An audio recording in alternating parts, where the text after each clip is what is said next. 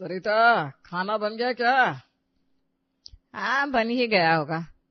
क्यों, तुम्हें पता नहीं? मुझे क्यों पता होगा? अरे क्योंकि तुम औरत हो। अच्छा, मैं औरत हूँ तो मुझे ही पता होगा। देखो सरिता, अब अपना नारीवाद का परचम यहाँ मत फहराना।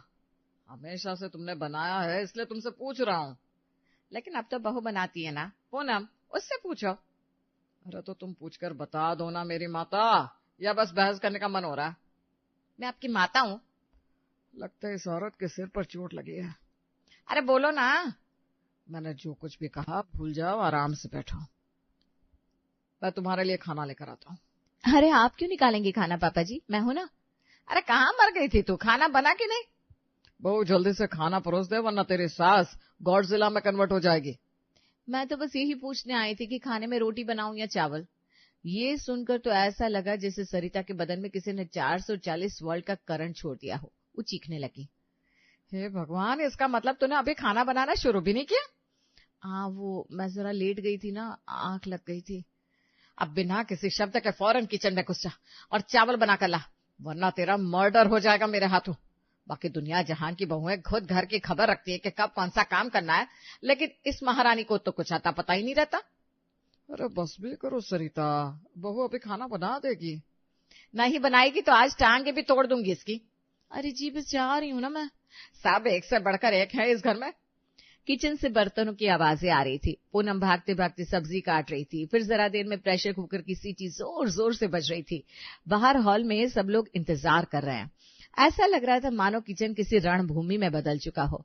एक तरफ पूनम अपनी सास के गुस्से से बचने के लिए लड़ रही थी, दूसरी तरफ भूखे पेट लोगों की नजर घड़ी पर थी। कुछ देर बाद पूनम थाली में गर्मा गर्म खाना परोस कर लाती है। ये लीजिए, सब तैयार है। देखते हैं कैसा बनाया है। अरे खाना तो अच्छा ही होगा, चल जल्दी से परोस दे बहू, वरना भूख से तेरी सास का गुस्सा ज्वालामुखी बन जाएगा। चलो आज खाना तो आया, और वो भी बम गिरने के बाद। सब हंस पड़ते हैं, पर सरिता घूर देती है। हंसी तुरंत रुक जाती है। आखिरकार सबने खाना शुरू किया। सरिता का गुस्सा धीरे धीरे थमने लगा, जैसे धूप में बादल आ गया हो। देखो सरिता, मुझे तो लगता है तुम्हें भूख की वजह से इतना गुस्सा आ रहा था। आपकी बात सही है, पर हमारी बहू भी अजीब है। इसे काम करने का बिल्कुल शौक ही नहीं। सॉरी मम्मी जी, आपकी बात सच है, मुझे काम करने का ध्यान ही नहीं रहता। अच्छा, बहू खुद मान रही है। वाह भाभी, सच्चाई का ऐसा इजहार तो आज तक किसी ने नहीं किया होगा। सब फिर से हंस पड़ते हैं। और तुम्हें शर्म भी नहीं आती ये कहते हुए? अरे थोड़ा तो इंटरेस्ट दिखाओ काम में, वरना बहुत पछताओगी पीछे से। जी मम्मी जी।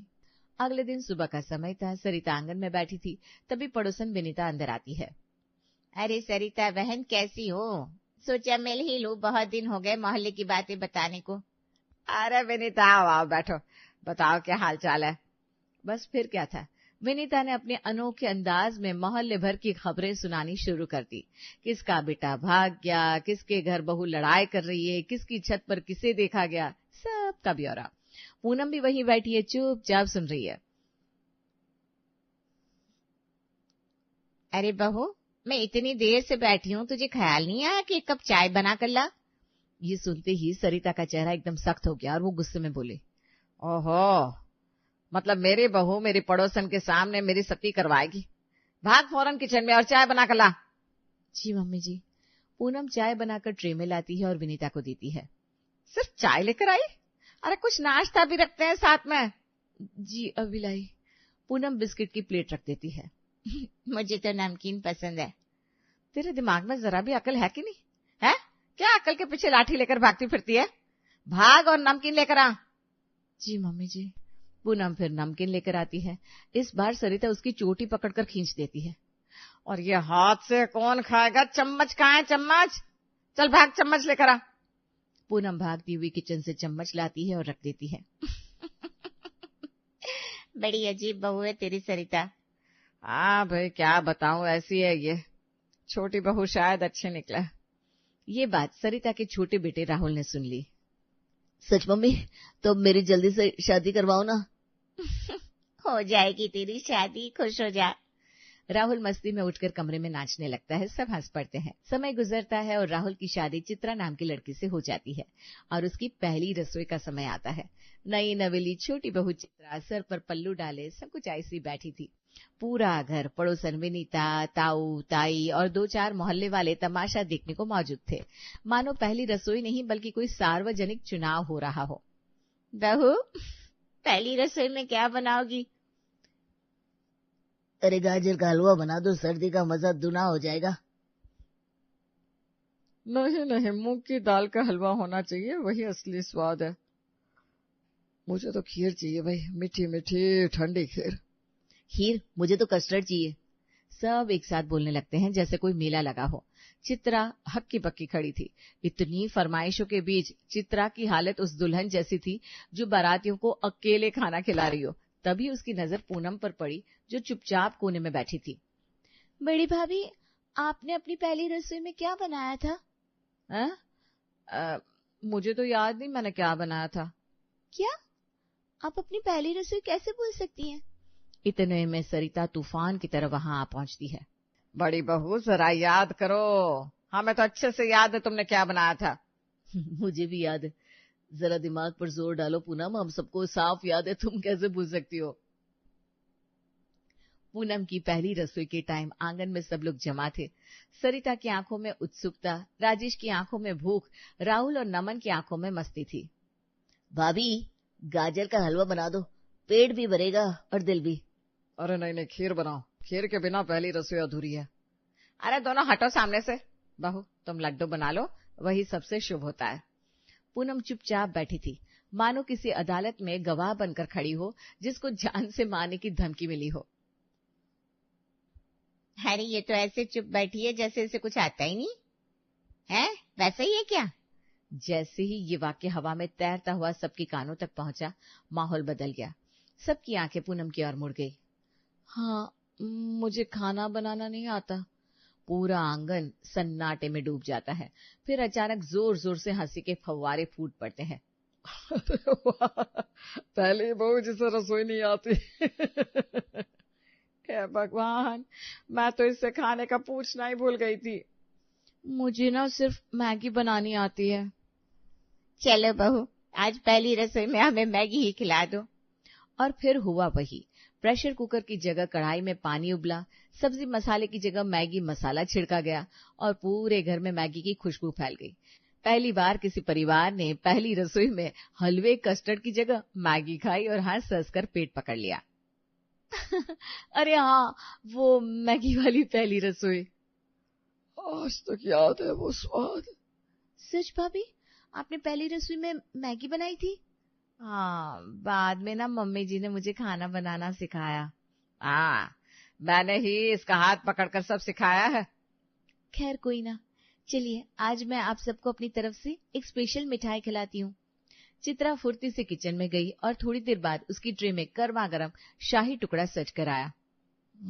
वो मजा आ गया वे। बहुत बढ़िया बनाया है। मिठाई तो सच में स्पेशल है। हाँ चित्रा, बहुत अच्छा बनाया है तुमने। पहली रसोई सक्सेसफुल। फिर अगली सुबह आई तो इस बार चित्रा ने नाश्ता बनाया। जब सब नाश्ते के लिए बैठे तो सामने टेबल पर मानो दावत सजी थी। पराठे, उपमा, पोहा, ढोकला, इडली सांभर, चटनी और ऊपर से जलेबी। अरे ये सब तो मैंने सपने में भी नहीं सोचा था। वाह वो, इतने दिन बाद इतना अच्छा नाश्ता मिला है। सोच, छोटी बहू ने तो घर की रौनक लौटा दी। हाँ, मुझे भी बहुत अच्छा लगा। नाश्ता तो हो गया, अब मैं घर में पोछा लगा देती हूँ। क्या पोछा? बहुएं त्योहार पर भी मुश्किल से लगाती है और तुम रोजमर्रा में लगा रही हो। क्यों नहीं मम्मी जी, ये भी तो घर का काम है। सरिता की आंखों में चमक आ गई। पहली बार उन्हें ऐसा लगा जैसे कोई परी उनके घर उतरी हो। ऐसे ही काम चलता रहा। फिर सरिता थोड़ी देर बाद किचन में गई तो ठिठक कर रह गई। अरे ये क्या हो गया? सब उसकी चीख सुनकर दौड़ कर आए। अरे क्या हुआ? किचन चमक रहा है। अरे यार, मैंने ही साफ किया है मम्मी जी। अरे मैं तो डर ही गई थी, लगा जैसे किसी और घर में टेलीपोर्ट हो गई हूँ मैं। मम्मी जी आप भी ना। अरे क्या करूं, इतना साफ तो हमारे घर में कभी दिखा ही नहीं। इसी तरह छोटी बहू चित्रा ने अपने काम और व्यवहार से घर में नई रोशनी भर दी। पूनम को भी सीख मिली और सरिता को चैन की नींद।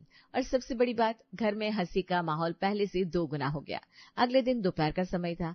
आंगन में सब लोग आराम कर रहे थे, तभी गेट खुला और मोहल्ले की मशहूर विनीता आंटी अंदर दाखिल हुई, हाथ में पर्स और चेहरे पर वही पुरानी अकड़। अरे विनीता आंटी, आइए आइए, बड़े दिन बाद दर्शन हुए। आइए, खाना खाइए, अभी अभी बनाया है। ना ना ना, मैं यहाँ खाना बिल्कुल नहीं, मैं इस घर का खाना नहीं खाती, बस जरा सी चाय पिला दो। ना आंटी ना, आज चाय नहीं, ये तो खाने का समय है और आज मेरे हाथ का बना है, एक बार खाकर देखिए वरना मुझे बुरा लगेगा। इतना सुनते ही बगल से सरिता भी कूद पड़ी। हाँ हाँ, आज तो बहू ने बहुत प्यार से बनाया है, आप खा के देखो, आपको भी अच्छा लगेगा। विनीता ने पहले मुंह बनाया, फिर सबके जोर देने पर आखिरकार चौकी पर बैठ गई। सामने प्लेट सज गई, गर्मा गर्म राजमा चावल। विनीता ने पहला निवाला मुंह में रखा और आंखें गोल कर दी। हे भगवान, ये तो कमाल का स्वाद है। मुझे तो यकीन नहीं हो रहा सरिता कि मैं तेरे घर में बैठी राजमा चावल खा रही हूँ, और इतना स्वादिष्ट भी। अरे आंटी, अब तो मजाक कर रही हैं। ना ना ना, सच में। वाह वाह वाह, बाप रे, इतना मजेदार खाना तो कभी तुम्हारी बड़ी बहू ने नहीं खिलाया। ये सुनते ही पूनम का चेहरा ऐसे लटक गया जैसे किसी ने मुंह पर पानी फेंक दिया हो। अंदर से जलन से जल रही थी, पर ऊपर से चुपचाप बैठ गई। खाना खत्म होने के बाद सब लोग बैठे गपशप करने। विनीता बार बार राजमा चावल की तारीफ कर रही थी। सरिता, तुम्हारी ये बहू तो सच में अनमोल है, खाना ही नहीं हाथ का जादू है। हाँ भाई, चित्रा तो हर काम में अच्छी है, खाना, घर का काम सब संभाल लेती है। बस ये पूनम, इससे शुरू से कुछ सही हुआ ही नहीं। पूनम ने दूर से ये बात सुनी और होठ काटने लगी। एक काम करो, इसकी सामने सामने चित्रा की खूब तारीफ किया करो, और हाँ, तुलना भी करो। मैंने देखा अभी जब मैंने चित्रा की तारीफ की ना, तो पूनम का चेहरा लटक गया। अगर तुम बार बार ऐसा करोगी तो ये भी खुद को साबित करने के लिए मेहनत करने लगेगी। वाह, ये गजब का आइडिया है, मैं यही करूंगी। अगले दिन सरिता ने प्लान के मुताबिक नमन के ताऊ और ताई को घर बुलाया। भैया भाभी, आज जरा बहू के हाथ का खाना चखो, देखो तो कितना अच्छा बनाती है। चित्रा ने सब्जी और रोटी परोसी। ताई ने एक कोर खाया और खुशी से बोली, वाह, ये तो सच में बहुत बढ़िया है। अरे सरिता, तुम्हारे तो नसीब खुल गए। हाँ भाई, हमारी चित्रा तो लाखों में एक है, घर को ऐसे संभालती है जैसे माँ संभाले। बिल्कुल, इसकी तारीफ करते थकोगे। पूनम तो भूल ही जाओ, ये चित्रा ही है जो सब संभाल रही है। पूरा घर हंसी और तारीफ से गूंज उठा। पूनम चुपचाप खड़ी थी, लेकिन उसके अंदर आग धधक रही थी। अच्छा, तो मुझे सबके सामने निकम्मी साबित कर रहा है। अब देखना मैं क्या कर सकती हूँ। चित्रा को सब लोग चांद समझते ना, अब मैं सूरज बनकर दिखाऊंगी। अगले दिन सब लोग बैठे खाने में व्यस्त थे। थालियों में गर्मा गर्म रोटियां, सब्जी और दाल परोसी जा रही थी। वाह चित्रा, कोई रोटियां ना सच में बहुत मुलायम है, मुंह में रखते ही घुल जाती है। बिल्कुल, ये तो होटल की तंदूरी रोटियों को मात दे रही है। लाजवाब, बिल्कुल लाजवाब। सारी तारीफें चित्रा पर बरस रही थी। पूनम चुपचाप थाली में सब्जी उलट पलट रही थी, मगर आंखों में आग भरी हुई थी। बस अब बहुत हुआ, इन सबको ऐसी रोटियां खिलाऊंगी कि यही याद रखेंगे और चित्रा की रोटियां भूल जाएंगे। अगले दिन पूनम ने कहा, आज रोटियां मैं बनाऊंगी। अरे वाह बड़ी बहू, ये कब से हुनरमंद हो गई तू, और रोटी? हाँ, आज मैं ही सबको रोटियां खिलाऊंगी, और वो भी कुकर वाली रोटियां। कुकर में रोटियां? पूनम विजयी मुस्कान लिए रसोई में चली गई। थोड़ी देर बाद कुकर की सीटी की आवाजें आंगन तक गूंज उठी। सब उत्सुकता से देख रहे थे। पूनम ने प्लेट में सुनहरी फुली फुली कुकर वाली नान परोस दी। सबने पहला कौर लिया और फिर, वाह, ये तो चित्रा की रोटियों से भी बेहतर है। हे भगवान, इतनी मुलायम, इतनी स्वादिष्ट। पूनम, तूने तो कमाल कर दिया।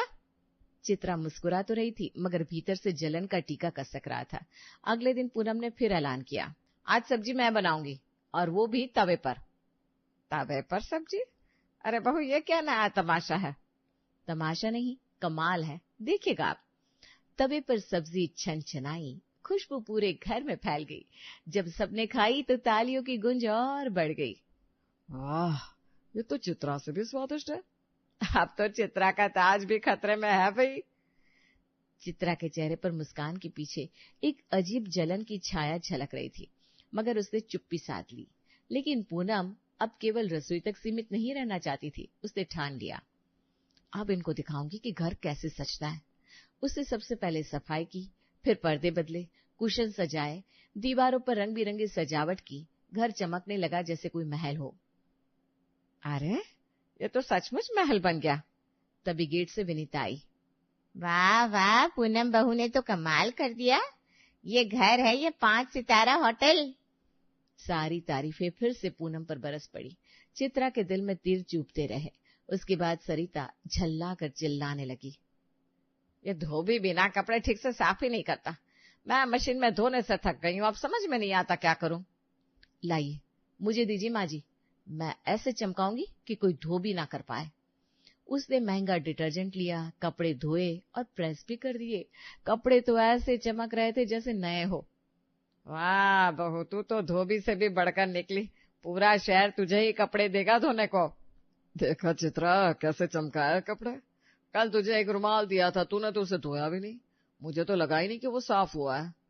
चित्रा का चेहरा लाल पड़ गया। गुस्से से थरथराती हुई वो उठी और कमरे में चली गई। कुछ दिनों बाद घर में मेहमान आए। उनके सामने भी पूनम ने कमाल कर दिखाया। खाना, सजावट, सत्कार सब बेमिसाल। देखो देखो, हमारी पूनम बहू हर काम में माहिर है। मेहमान भी तारीफ करते करते नहीं थक रहे थे। चित्रा का दिल बैठ गया। उसने उस दिन से बिल्कुल बोलना बंद कर दिया। एक शाम सब बैठे थे। सरिता ने गौर किया कि चित्रा कई दिनों से चुप है। अरे चित्रा, तू इतनी खामोश क्यों है? नाराज है क्या?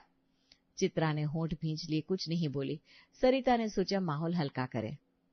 अरे छोड़ो, चलो मेरे सर में दर्द है, जरा चाय बना दो। चित्रा अचानक फट पड़ी। चाय? क्यों ना अपनी बड़ी बहू से ही बनवा लो, वही तो हर काम में मुझसे अच्छी है ना। मुझे तो कुछ आता ही नहीं है। पूरा घर सन्न रह गया। सरिता ने हाथ जोड़कर मनाया। अरे पगली, ऐसा मत बोल, मुझे सच में दर्द है, प्लीज बना दे। लेकिन चित्रा उठी और कमरे में चली गई। पूनम सब देख रही थी। उसके चेहरे पर हल्की मुस्कान थी, मगर उसने कुछ नहीं कहा। इसी दौरान विनीता आंटी आई। अरे भाई समझो जरा, मैंने पूनम की ज्यादा तारीफ क्या कर दी। चित्रा तो बुरा मान गई, अब बोलना तक बंद कर दिया इसने। यही तो होता है, 2 नावों में पैर रखोगे तो यही होगा। जिसे ज्यादा अच्छा काम करता देखो उसी को खुश रखो। बाकी कौन नाराज है, किसे क्या फर्क पड़ता है। काम हमारा निकलना चाहिए बस। सच कहती हो, सही तो यही है। दोनों हंस पड़ी।